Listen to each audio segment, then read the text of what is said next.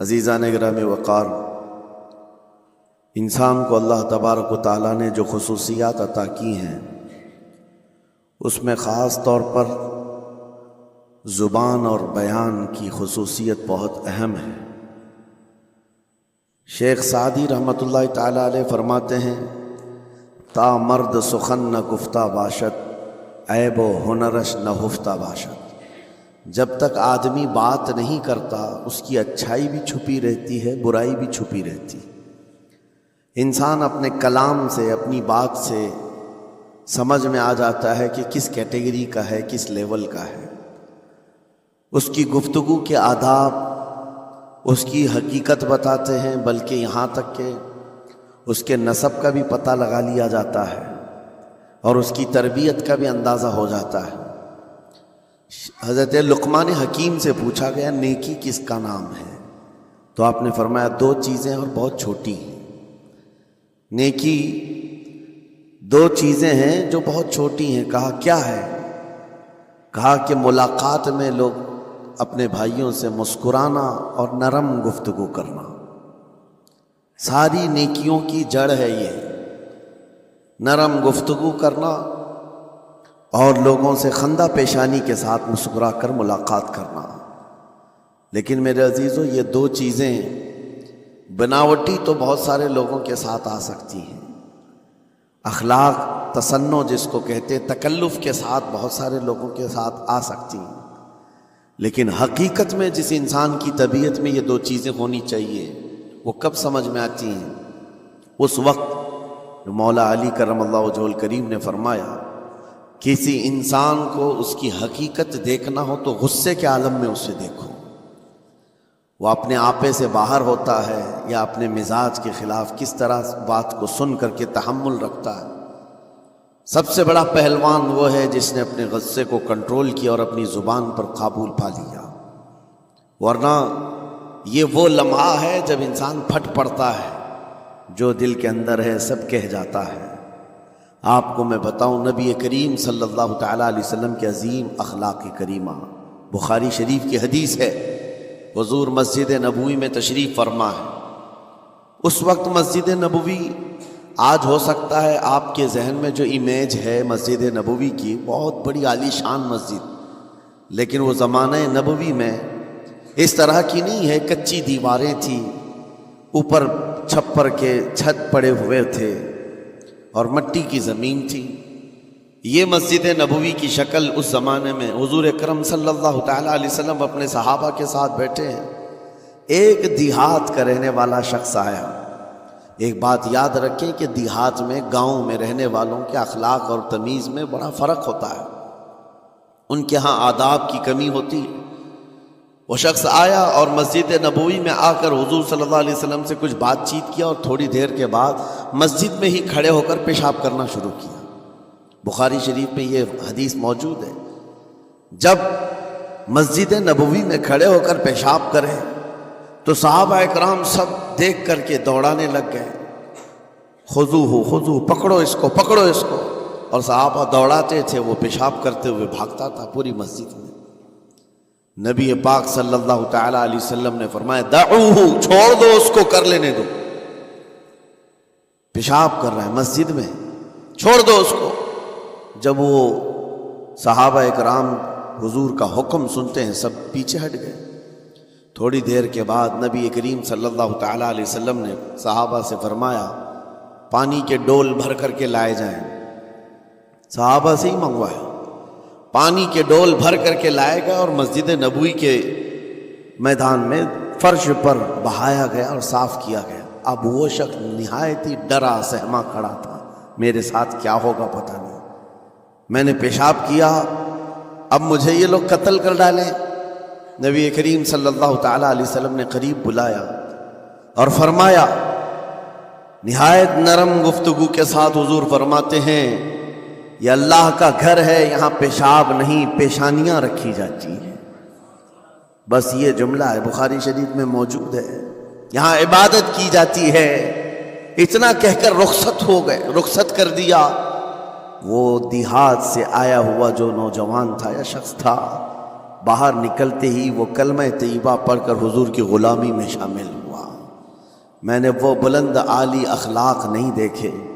نبی کریم صلی اللہ علیہ وسلم کے بارے میں قرآن کہتا ہے فَبِمَا رَحْمَةٍ مِّنَ اللَّهِ لِنْتَ لَهُمْ، اللہ کی رحمت سے آپ لوگوں کے لیے نرم ہے، اس لیے لوگ آپ کے ارد گرد لگے ہوئے رہتے ہیں۔ وَلَوْ كُنْتَ فَظًّا غَلِيظَ الْقَلْبِ لَانْفَضُّوا مِنْ حَوْلِكَ، اے رسول اگر آپ سخت دل ہو جائیں تو پھر یہ سب چھٹ جائیں گے، آپ سے دور ہو جائیں گے۔ اس رسول کے لیے جب کہا گیا ہے کہ اگر آپ سخت ہو جائیں تو لوگ چھوڑ کر کے دور ہو جائیں گے، تو ہمارے اور آپ کے لیے کس قدر لہجے کی پابندی ضروری ہے۔ ہاں عزیزان گرام وقار، اپنی گفتگو، اپنے کلام، اپنی بات چیت سے آپ اپنے سلیقے بتاتے ہیں۔ گالی گلوچ کرتے ہوئے جن کی صبح شامیں ہوتی ہیں ان کو دیکھ کر کے ہی پہچان میں آ جاتا ہے کس گھر سے یہ تعلق رکھتا ہے، کہاں ان کی تربیت ہوئی ہے، کس طرح ان کے آداب سکھائے گئے۔ اسی لیے میرے عزیزوں، بچوں کو آوارہ بھی نہ چھوڑ دینا کہ وہ اپنی زبان گلی کوچوں سے سیکھ کر کے جائیں۔ کل کو ہوگا یہ کہ اس کی زبان کی وجہ سے لوگ تمہیں طعن و تشنیع کریں گے، اس کا باپ ایسا ہوگا اس لیے بچہ ایسا ہے، اس کی ماں اس طرح ہوگی اس لیے اس کی گفتگو ایسی ہے۔ کیونکہ موسٹلی زیادہ طور پر بچے اپنے ماں باپ کے اخلاق کو نقل کرتے ہیں، ٹرانسفر ہوتی چلی جاتی ہیں۔ ایک بار حضور اکرم صلی اللہ تعالی علیہ وسلم مسجد نبوی سے باہر نکل کر جا رہے ہیں۔ توجہ میرے عزیزو، اخلاق کہاں دکھانے چاہیے اور ہماری بات چیت کے انداز ہمیں کہاں ہونا چاہیے میں آپ کو بتاؤں۔ حضور تشریف لے کر جا رہے ہیں، صحابہ اکرام کھڑے تھے حضور کے اطراف۔ مدینہ طیبہ کی ایک بوڑھی خاتون جس کا ذہنی توازن کھویا ہوا ہے، یعنی وہ دماغی طور پر ڈسیبل ہے، اور وہ آئی جا رہی تھی۔ لوگ جب بھی اس کو دیکھتے راستہ کاٹ لیتے، وہ جس کو بھی پکڑتی تھی سنانا شروع کرتی تھی، جو منہ میں آئے بکنے لگ جائے، اور لوگوں کو تنگی محسوس ہونے لگتی۔ صحابہ نے دیکھا کہ یہ عورت آ رہی ہے، حضور کی طرف آ رہی ہے، سب نے حضور صلی اللہ علیہ وسلم کو گھیر لیا، اس کا راستہ روکنے کے لیے اب آئے گی۔ اور نبی کریم صلی اللہ علیہ وسلم کے پاس اگر زبان درازی کرنے لگ جائے، پاگل عورت ہے، اور بک بک کرنے لگ جائے، حضور پاک صلی اللہ علیہ وسلم کے ادب میں کہیں کمی نہ آ جائے۔ صحابہ کا یہ ہمیشہ اہتمام رہتا۔ حضور اکرم صلی اللہ علیہ وسلم نے دیکھا تو صحابہ سے کہا ہٹ جاؤ، اس کو آنے دو، ہٹ جاؤ، اس کا راستہ چھوڑ دو۔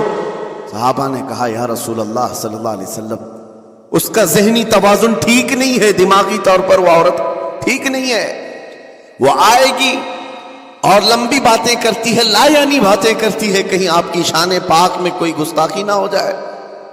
صحابہ روک رہے تھے، حضور پاک صلی اللہ علیہ وسلم نے سختی سے فرمایا، ارشاد فرمایا ہٹ جاؤ، اس کا راستہ چھوڑ دو، مجھے پتا ہے پورے مدینے میں اس کی کوئی نہیں سنتا، میں بھی نہ سنوں تو کس کو سنائے گی، اگر میں بھی نہ سنوں تو وہ کس کو سنائے گی۔ یہ میرے مصطفیٰ کریم صلی اللہ تعالیٰ علیہ وسلم کے دربار عالی جاہ کی وہ بلند اخلاق کریمانہ کی ایک مثال ہے، جس کو خود میرے آقا نے فرمایا بعثت لأتمم مکارم الاخلاق۔ عزیزان اکرام وقار، لوگوں کے آج حالات ایسے ہیں کہ اچھے لوگوں کے ساتھ اخلاق الگ دکھائے جاتے ہیں، چھوٹے لوگوں کے ساتھ اخلاق الگ دکھائے جاتے ہیں۔ سٹیٹس کا آدمی ہو تو اس کے ساتھ ملنے کے طریقے الگ ہیں، اور غریب کوئی آ جائے، فقیر کوئی آ جائے تو اس سے ملنے کا انداز الگ ہو جائے۔ یہ نہ ہو، یہ ہم سب کے لیے نصیحت ہے۔ اسی ممبئی کی سرزمین پر میں آپ کو بتاؤں، ایک ماہیم شریف میں بزرگ حاجی صاحب ہوا کرتے تھے، آج سے تقریباً 10-12 سال پہلے کی۔ وہ کئی لوگوں سے ایک سوال کرتے تھے پکڑ پکڑ کر کے کہ میرا ایک سوال ہے، آپ جواب دیں گے، میرا ایک سوال ہے۔ کئی علماء سے انہوں نے پوچھا، مجھ سے بھی انہوں نے، جب میں نیا تھا مصر سے پڑھ کر کے آیا تھا، میرے پاس آ کر کہا کافی سالوں سے میرے ذہن میں ایک سوال ہوتا ہے، میں آپ سے بھی پوچھنا چاہتا ہوں۔ کہا بتائیے کیا ہے؟ کہا میں حضور سرکار مجاہد ملت رحمت اللہ علیہ کا مرید ہوں۔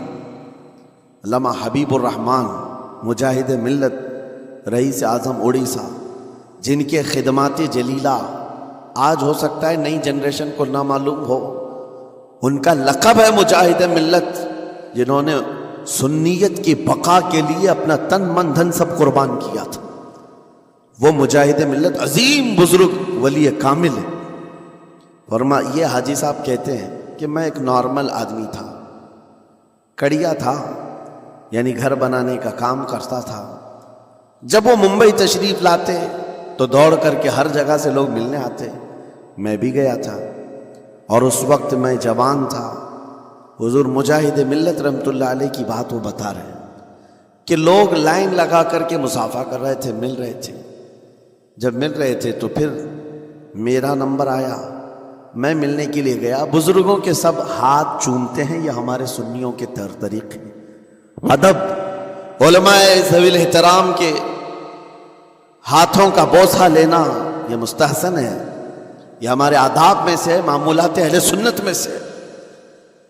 تو جب سب لوگ ان کے دست بوسی کر رہے تھے، ہاتھ چوم رہے تھے، میں بھی قریب گیا، اور جب میرا نمبر آیا میں ہاتھ چومنے کے لیے گیا تو انہوں نے میرا ہاتھ لے کر خود ہی چوم لیا۔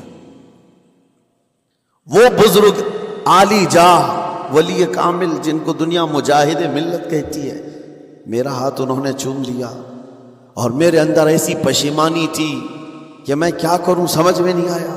میں ایک معمولی سا کڑیا، اور کہاں ان کا مقام، کہاں میرا۔ تو اس کے بعد وہ اس بے چینی میں رہتے تھے کہ ایسا کیوں کیا، ایسا کیوں کیا، کیونکہ پوچھنے کا موقع ہی نہیں ملا۔